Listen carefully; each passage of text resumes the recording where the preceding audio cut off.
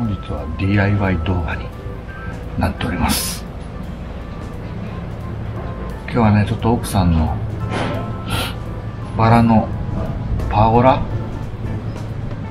ってやつをね、ちょっと作ってみたいと思います。今ね、絶賛色塗り中です。もう一応基礎も作ってあるので、まあ、色塗ってですけど、めちゃめちゃ風が強い、寒い、まあぼちぼちちょっとやっていきたいと思います。